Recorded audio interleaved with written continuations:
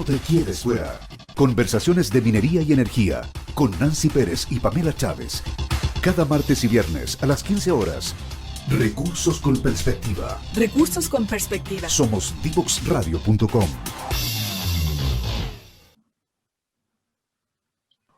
Bien, estamos ya de vuelta en LATAM 2050 y en esta oportunidad nos acompaña Marcela Reynolds. Bienvenida, Marcela.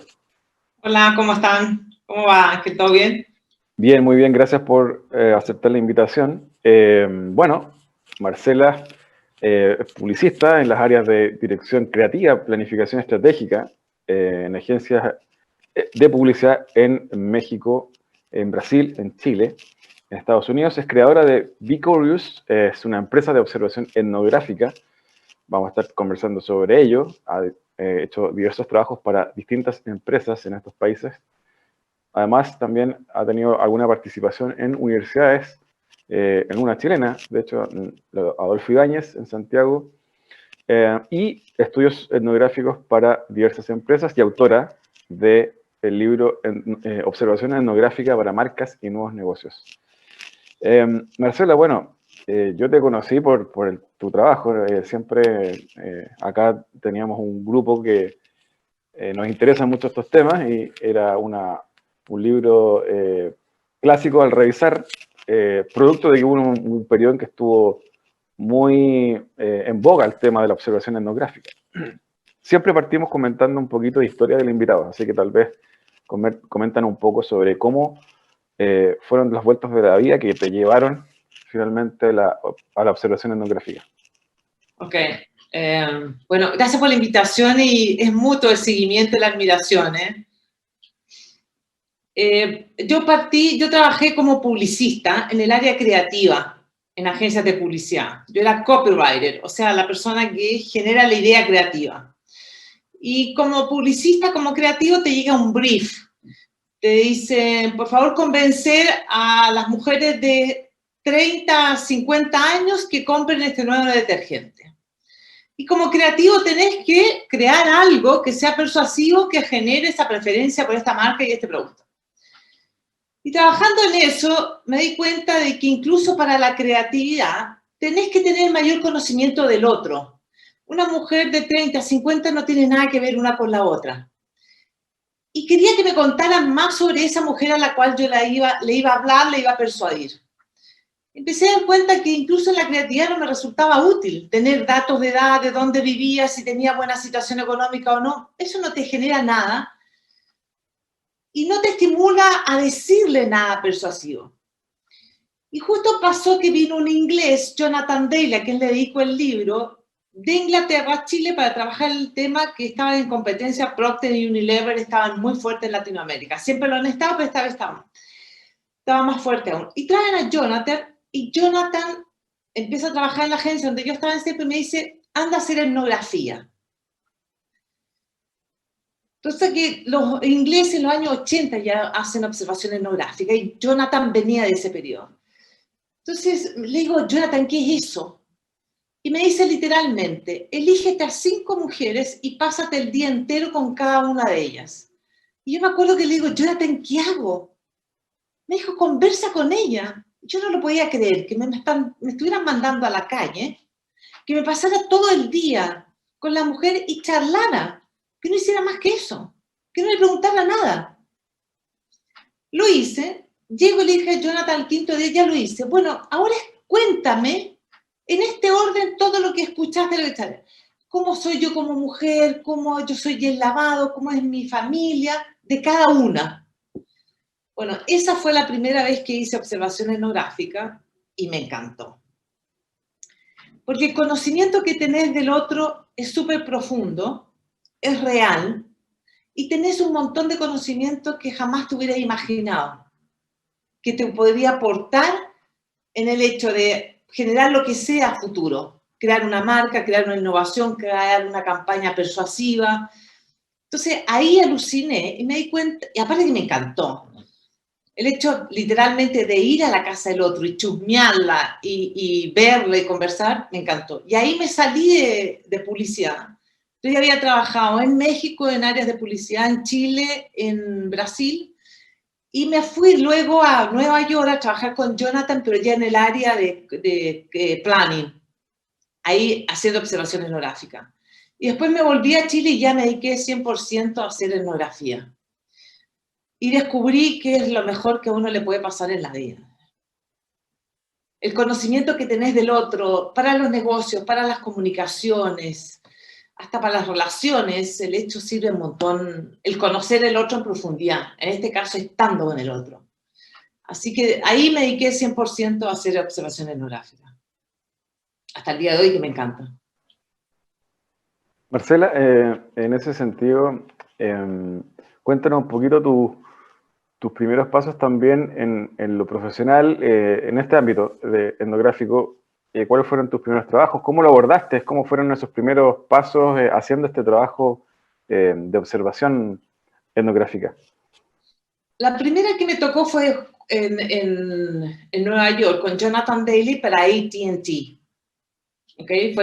Que también fue lo mismo, era el tema que AT&T quería llegar al mercado latino. Y me pasé el día con latinos, un día completo. Y ahí un poco fue la orientación a AT&T, la presentación, ahí trabajaba en una agencia, en Fulton & Belli, entonces estaba muy guiada, en ese sentido, muy apoyada por Jonathan Daly, ¿ok? Era la presentación exclusivamente de una cuenta de $400 millones, calcular lo que era eso. Y después me vine a Chile y ahí ya creé la empresa Be Curious para hacer etnografía 100%. Los primeros casos, me acuerdo, fueron para Nestlé. En Chile nadie en esa época, eran el 2005, por ahí, nadie tenía idea de lo que era etnografía. No tenían idea lo que era. Me acuerdo que el director de marketing de Nestlé me dijo, ¿no qué? Yo le dije, dame 10 minutos y te explico de qué se trata. Como no hay cursos de etnografía para los negocios, porque la etnografía viene de la antropología, o sea, los antropólogos hacen observación etnográfica in situ, pero no hay una escuela orientada a los negocios, de esta herramienta aplicada a los negocios. Entonces yo tenía que esta herramienta de observación, que yo no la había aprendido en ninguna escuela de antropología, tenía que aprenderla en terreno y trasladarla a lo que eran los negocios, la comunicación, el marketing. ¿Me explico? Entonces, lo que más costó quizás fue crear esa manera. Ahora, ¿cómo que esta información que recojo la transformo a algo beneficioso para el cliente? ¿Qué es lo que pasa hoy en día mucho? Porque se contratan antropólogos, porque sí tienen una buena capacidad de observación, pero los antropólogos no tienen esa formación. ¿Cuál es la información útil que le puede servir a la persona de negocios? He estado con antropólogos y me cuentan que los contratan, pero entregan informes académicos. Entonces los gerentes de la empresa los llaman de vuelta y le dicen, por favor, dame algo práctico. O les devuelven los informes y dicen, resúmemelo. Ese es un poco el dilema. Entonces lo que tenía que hacer yo era decir, ¿cómo salgo a observar y traslado y traduzco esto en acciones concretas para el cliente? Y ese fue un ejercicio, Ángel, de terreno. Fue un ejercicio de terreno, porque además lo que pasa, en terreno observas millones de cosas, Ángel. O sea, se te descubre la realidad y descubrís cosas que no tenés idea. Y tenés un exceso de información. La capacidad ahí es decir, a ver, ¿qué es útil para el negocio del cliente? Yo para hacer un informe final al cliente me tardo una semana, Ángel. Una semana del exceso de información que tengo de la calle. Entonces ahí está la capacidad de orientar y qué es útil. Por eso en las presentaciones que tengo, doy tips o recomendaciones. Hacer esta acción, comunicar esto, qué es lo que al final de cuentas el cliente necesita, Ángel. Necesita que les des la idea, ok, ¿cómo aplico esto que descubrimos en la calle directamente en mi negocio? Y eso fue un proceso, te juro por Dios, de la observación. No hace falta contratar antropólogos, se aprende en la calle. La observación, ¿qué es útil de esa observación? Traducirla es pura, que yo aprendí en calle. Ahora doy talleres de observación, pero esto no lo aprendí en ninguna universidad, en ninguna escuela. Es tirarse a la calle nomás, Ángel.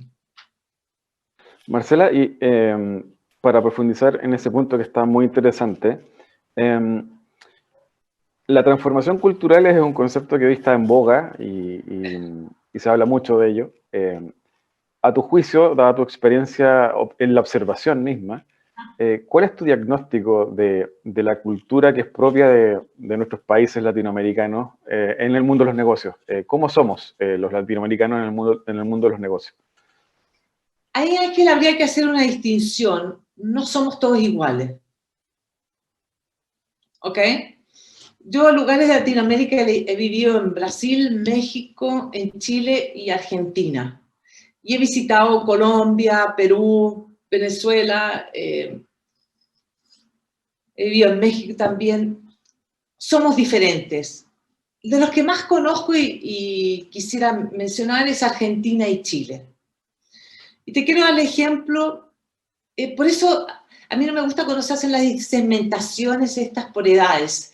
Los millennials, los X, los Y, eso está absolutamente equivocado. No se puede asumir que la edad te determina en las acciones. Una vez conversando esto con un gerente, le dije, ocupa el horóscopo si vas a usar las segmentaciones. Me dice, ¿por qué? Le dije, porque es exactamente lo mismo. El horóscopo nos define por fecha de nacimiento. Las segmentaciones que tú ocupas, tipo millennials, X, Y, Z, lo que sea, hace lo mismo. ¿Tú creerías en el horóscopo para segmentar para tu negocio? No. ¿Pero por qué crees en las segmentaciones por edades? Y la edad no nos determina la fecha de nacimiento. Lo que nos determina es el tema cultural. La familia, el barrio, el colegio, el país donde vivimos. Eso nos define. Y podemos cambiar también, si nos cambiamos de lo que también adquirimos otra.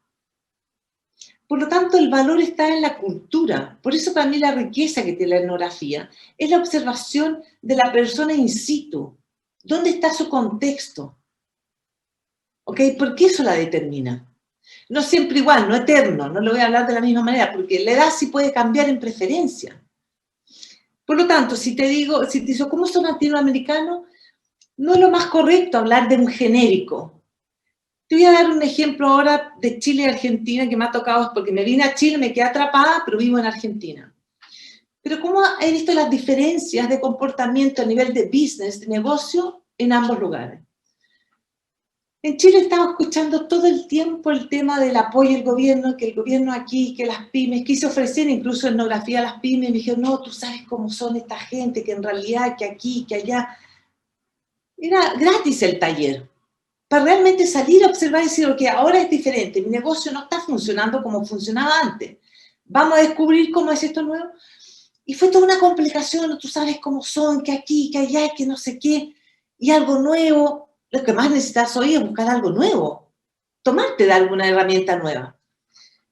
En Argentina, una tipa que yo le compraba carteras, Ángel, trabajaba en un lugar fijo, en un trabajo, y hacía este emprendimiento de carteras en su tiempo libre.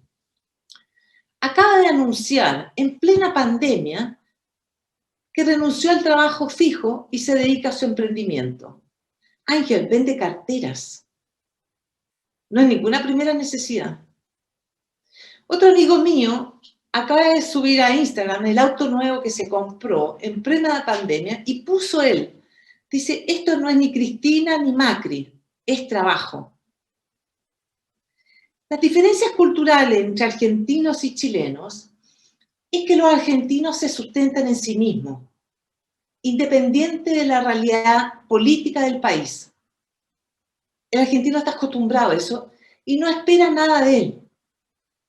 Del gobernante, del líder, no espera. Él funciona igual y él se hace cargo. El chileno no. El chileno se apoya mucho en el otro y lo justifica también en el otro. No, si es que el gobierno, no, si la crisis, no, si la pandemia. El argentino no. ¿Me explico? Entonces, esas son las diferencias culturales que tenemos. Fíjate que siempre el argentino tenía fama de chanta. No, no confío en el argentino, no, que no te pagan. Yo también he tenido experiencia, no te dan boletas. Siempre de chanta. El chileno que es más correcto. Sin embargo, tú vas a Argentina y nadie en Argentina se cuela en la micro, en el colectivo. Todo el mundo en orden, está en la fila y entra por donde corresponde pagar. En Chile eso no pasa. Entonces también vemos cosas culturales, pero hay que analizar qué tipo de acción también. Porque no podemos decir es chanta el argentino en todo, porque hay acciones que no lo son. Entonces, la observación etnográfica te ayuda a eso, a descubrir en qué contexto, qué cultura es lo que define y cómo. Y en base a eso, hagamos lo que sea, comunicaciones, marketing, lo que sea. Pero no hagamos un genérico. ¿Me explico? En ese sentido que comparto, surgen también y me tocan ver diferencias en el mundo de la venta, de las personas, de los ejecutivos que se dedican a la venta, y efectivamente aparecen, emergen diferencias notorias. Por ejemplo, creo que en general los mexicanos, los argentinos son mucho mejores vendedores, y son mucho mejores en la orientación al cliente que los chilenos. Pasa el clásico ejemplo o comparación entre un mozo o un garzón en Buenos Aires o en Lima o en Ciudad de México versus un garzón o un mozo en Santiago de Chile. A ti que te ha tocado recorrer y observar, ¿a qué crees que se deben justamente esas diferencias culturales? Yo creo que un poco la educación y la personalidad. O sea, la personalidad viene un poco del contexto y la educación. Los chilenos, o sea, también un poco como dicen los chilenos en general, pero el santiaguino, pongámosle, el santiaguino, el porteño. Te voy a dar un ejemplo de venta que a mí me encantó de un porteño. Estaba en un concierto, cuando íbamos a concierto, y había un tipo comprando la remera, la polera con la imagen del tipo que iba a cantar y todo. Y una chica lo para y le compra la polera. Ángel se la paga, se la compró. El tipo la toma y le dice, ahora yo te voy a contar qué es lo que tú te estás llevando. Y le empieza a hablar de la tela, de la impresión, de la imagen, de la fotografía.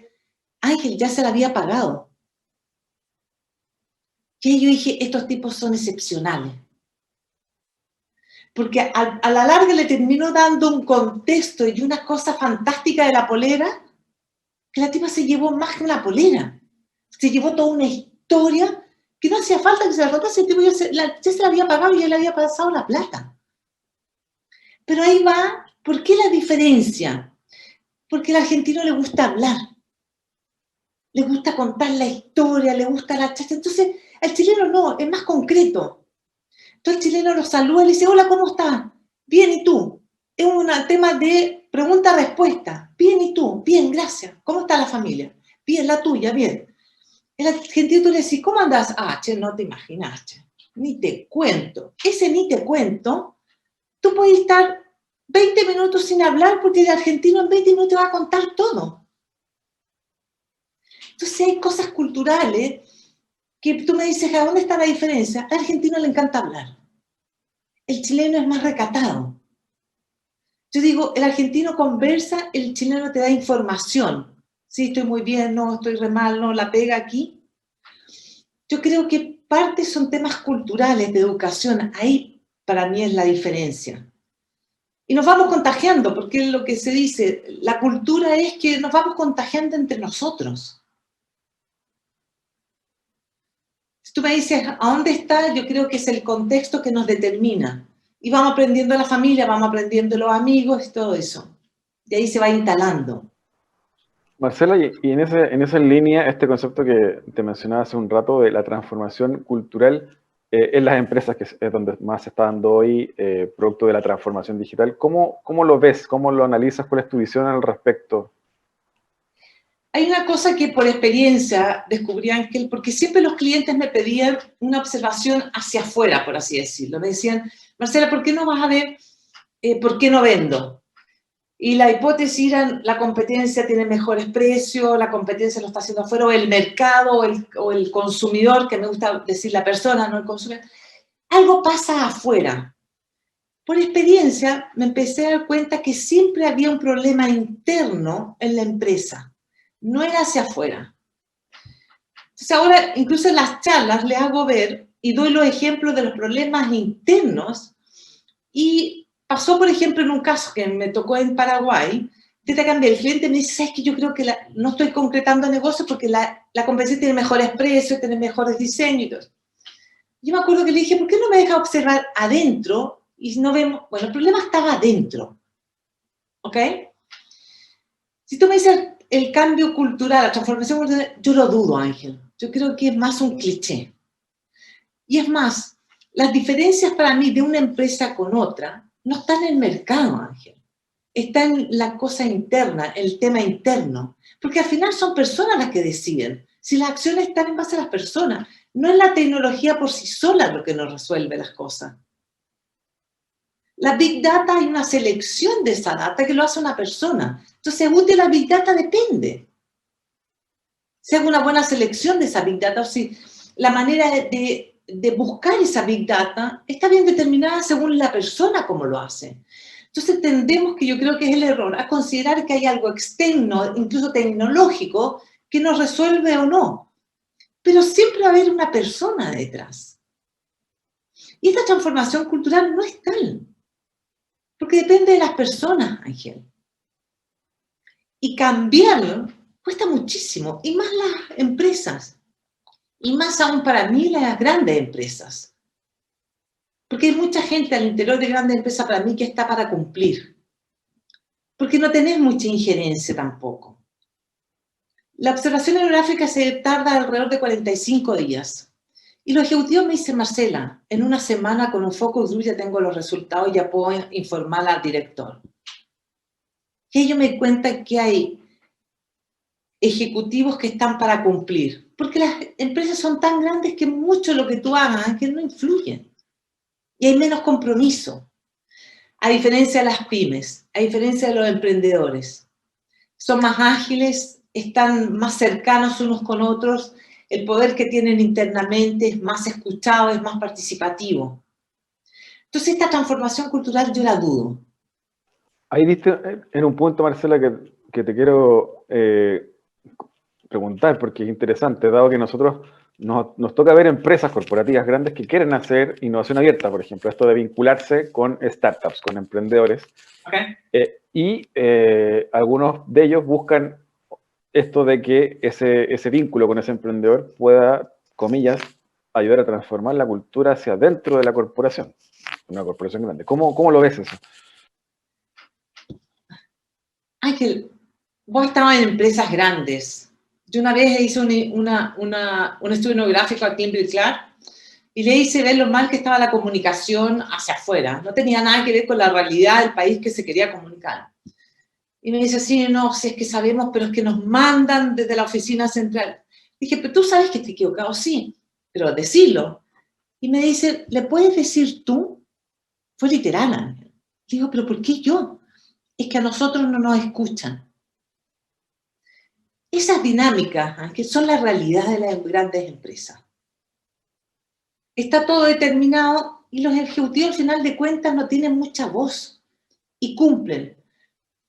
Otro dato, una vez un gerente general que había asistido a un taller mío de etnografía, lo encuentro en la calle y se me cruza y me dice, Marcela, me dice, ¿me puedes hacer un focus group? Calcula que yo encuentro que lo peor que puede existir en la vida es el focus group, la encuesta. Ya había asistido a un taller mío donde lo que hablaba de etnografía, el focus group lo dejaba en calidad de nada. Y él me mira, me ve la cara y me dice, no, relaja, Marcela, me dice. Si yo estoy muy de acuerdo contigo que los focus group no sirven de nada. Y me dice así, pero el directorio me lo pide y yo hago lo que el directorio me pida. Esa es la clave, Ángel. Las grandes instituciones, las grandes empresas ya están la gente para cumplir. Porque no tienen mucha injerencia. Lo que hagan o no hagan, eso que participen, danos tu idea, eso no es la realidad. No es la realidad. Entonces, pretender que un emprendedor, que una pyme, yo me voy a asociar y que me quiera cambiar, ya estoy mal pretendiendo que una cosa externa me cambie, ya estoy mal ahí. Que el otro me lo cambie, pero ¿por qué no cambias tú? No, es que de afuera tiene que venir alguien y ahí yo voy a cambiar. No, no es cierto. Si ya no fuiste capaz de cambiar internamente, no pretendamos que otros lo hagan. Y son las dinámicas hoy en día de estas grandes empresas, eso es lo que lo está perjudicando. Y esa es la realidad, seamos honestos, la gente está por cumplir, porque necesita el trabajo y porque no se han escuchado y tampoco los van a escuchar. porque las cosas vienen ya predeterminadas. Para que se mueva una cosa tarda un montón, que tiene que aprobar esto, que tiene que llegar a la casa central, que el otro está de vacaciones, que no vino, que lo echaron, que no hay continuidad de esto. Ángel, esa es la realidad. Pero hay mucha pretensión, mucho discurso hermoso, pero no es real. Muy interesante. Al regreso de esta canción vamos a estar profundizando de cómo efectivamente también las empresas están mutando o debiesen empezar a mutar, cómo nosotros, los seres humanos, producto de esta pandemia, también estamos o nos vemos obligados también a readaptarnos. De eso y mucho más a la vuelta de esta canción con Marcela Reynolds. Para entender los desafíos de transformación de nuestra sociedad y de nuestras empresas desde una mirada evolutivo-cultural, conectamos cada lunes y miércoles a las 9 de la mañana en Frecuencia Memética con Pablo Reyes. Somos Divoxradio.com.